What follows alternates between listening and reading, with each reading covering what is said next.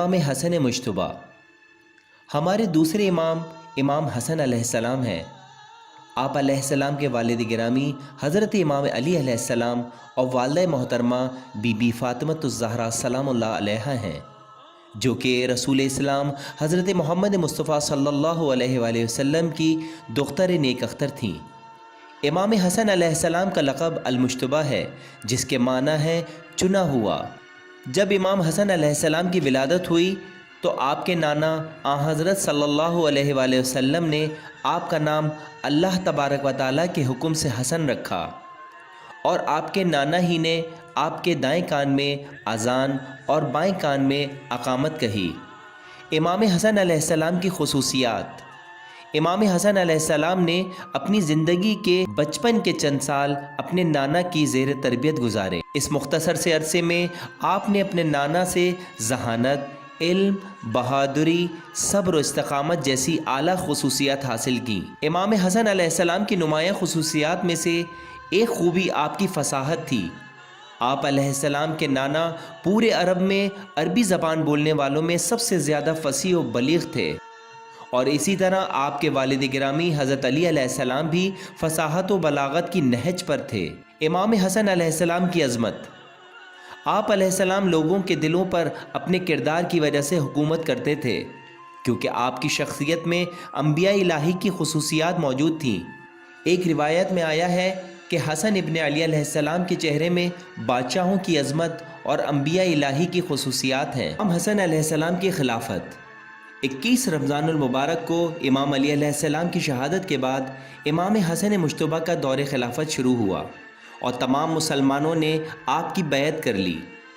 اپنی خلافت کے پہلے دن امام حسن مجتبی منبر پر تشریف لے گئے اور اپنے بابا امام علی علیہ السلام کی شخصیت پر روشنی ڈالی کہ وہ کس طرح رسول اسلام کو عزیز تھے۔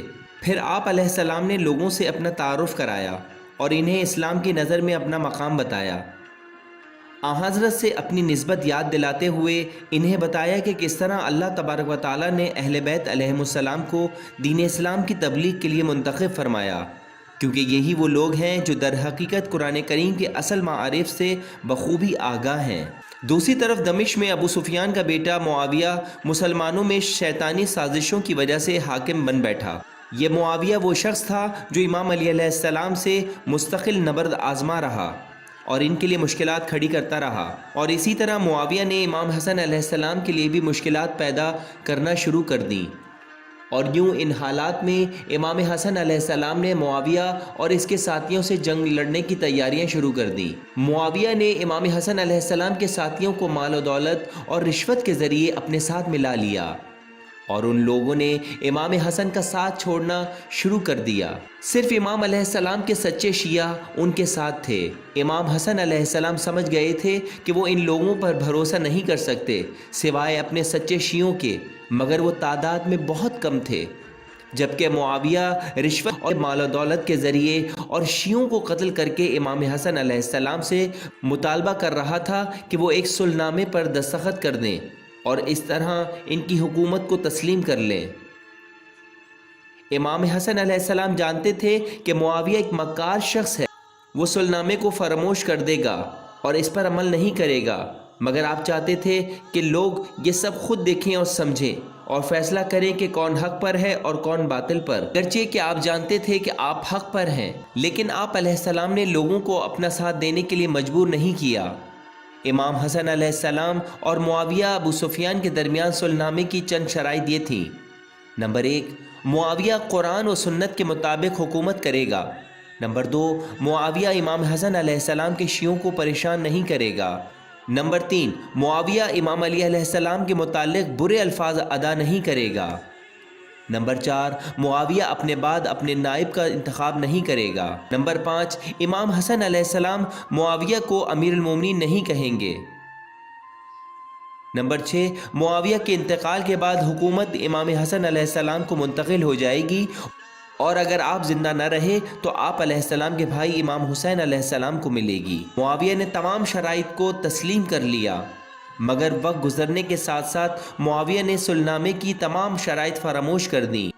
اور امام حسن علیہ السلام نے لوگوں کو معاویہ کا اصلی چہرہ دکھانے کی کوشش کی اور اصلی اسلام سے آگاہ و بیدار کرنے کی کوشش کی۔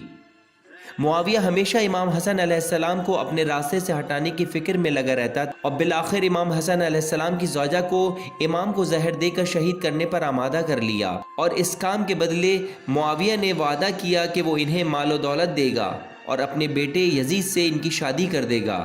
مگر جب وہ امام حسن علیہ السلام کو زہر سے شہید کر چکی تو معاویہ نے اسے یہ کہہ کر انکار کر دیا کہ میں تم پر بھروسہ نہیں کر سکتا، تم میرے بیٹے یزید کو بھی زہر دے سکتی ہو۔ شہادت سے پہلے امام حسن علیہ السلام نے اپنے بعد امام حسین کو مسلمانوں کا خلیفہ نامزد کیا اور ان سے فرمایا کہ معاویہ سے ان کی شہادت کا بدلہ نہ لیں اور معاملہ اللہ کے سپرد کر دیں۔